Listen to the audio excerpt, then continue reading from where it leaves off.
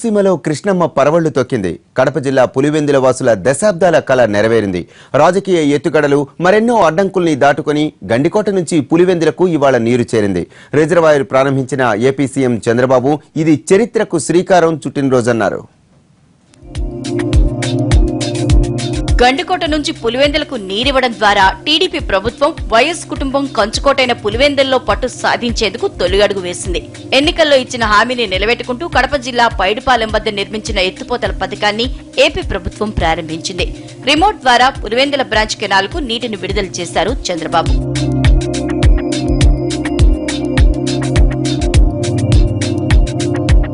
ఈ ఏడాది వర్షాలు బాగా పడటం, అటు పట్టిసీమ ప్రాజెక్టు పూర్తి కావడంతో గండికోట రిజర్వాయర్కి 1000 క్యూసెక్కులకు పైగా నీరొస్తోంది. దీంతో గండికోట నుంచి పులివెందులకు నీరందించే పైడిపాలెం లిఫ్ట్ ను పూర్తి చేసి ఇచ్చిన హామీని నిలబెట్టుకుంది టీడీపీ ప్రభుత్వం. 2 రోజుల ట్రయల్ రన్ తర్వాత ఇవాళ సీఎం చేతుల మీదుగా పులివెందులకు కృష్ణా నీటిని లాంఛనంగా విడుదల చేశారు.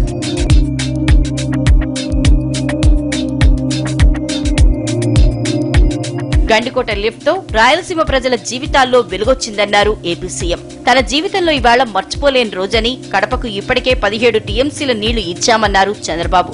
పోలవరం కల సాకారం కాకపోతే పులివెందులకు నీళ్లొచ్చేవే కావని చెప్పారు.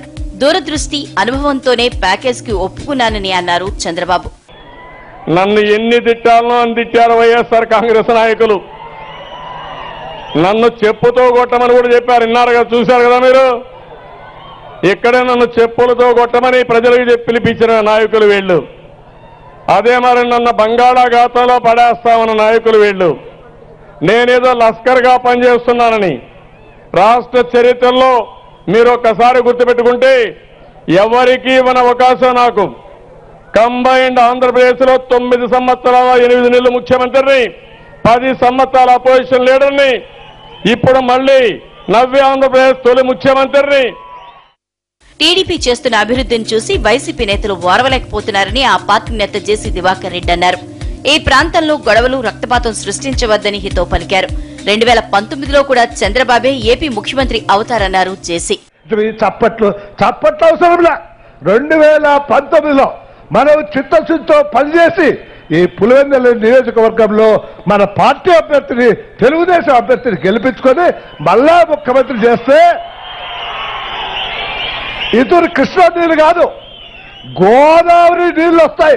ఇప్పటికే చెప్తున్నాడు ముఖ్యమంత్రి, పెన్నాకు తెస్తా లేదు. ఆ కళలు సాకారం కావాలంటే మనమందరం కూడా తప్పకుండా సపోర్ట్ చేయాలని నేను మనం చేస్తా. ఎన్నో అడ్డంకుల్ని దాటి కృష్ణా జలాలు తమ కరువు ప్రాంతానికి తరలిరావడంతో పులివెందుల ప్రజలు సంతోషం వ్యక్తం చేస్తున్నారు.